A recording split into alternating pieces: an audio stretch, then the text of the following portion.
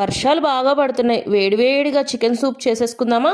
First ఒక ప్యాన్లో కొంచెం నూనె కానీ బటర్ కానీ వేసుకోండి. తర్వాత అందులోనే వెల్లుల్లిపాయలని తొక్కలు తీసేసి సన్న ముక్కలుగా కట్ చేసి వేసుకొని క్యారెట్ తురుము వేసుకొని వేపేసుకోండి. మొత్తం వేగిన తర్వాత చికెన్ పీసెస్ వేయండి. చికెన్ బోన్స్తోనే తీసుకున్నాను. ఎందుకు తీసుకున్నాను వీడియో ఎండ్లో చెప్తాను. చికెన్ పీసెస్ వేసేసుకున్నాక తగినంత ఉప్పు, మిరియాల పొడి, చిల్లీ ఫ్లేక్స్ ఉంటే కొంచెం ఒక ప్యాకెట్తో వేసేసుకోండి. కొంచెం వెనిగర్, కొంచెం సోయా సాస్, ఇంకా స్ప్రింగ్ ఆనియన్స్ ఉంటే వేసుకోండి. గ్రీన్ చిల్లీ సాస్ కూడా వేసుకోవచ్చు. నేనైతే స్కిప్ చేసేసాను. ఇవన్నీ వేసుకొని ఫుల్ గా కలిపేసుకున్నాక ఒక లోటాడు నీళ్లు పోసేయండి. నీళ్లు పోసేసి చికెన్ ముక్కల్ని బాగా ఉడకనివ్వండి.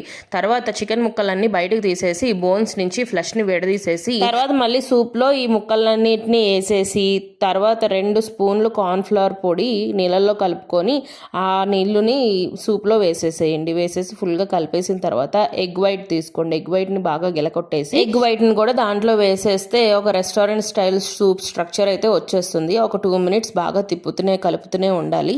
ఆ తర్వాత లాస్ట్లో కొంచెం కొత్తిమీరతో గార్నిష్ చేసేసుకోండి. మీ వేడివేడి సూప్ రెడీ అయిపోయినట్టే. ఇంతకీ బోన్స్తో ఎందుకు చేశానో చెప్పమంటారా? మేఘనా బోన్లెస్ స్పెషల్ చికెన్ బిర్యానీ అయితే చేశానండి. లింక్ పెడుతున్నాను, చూసేయండి, మీకే అర్థమవుతుంది. Please like the video and subscribe the channel. Do follow. Bye.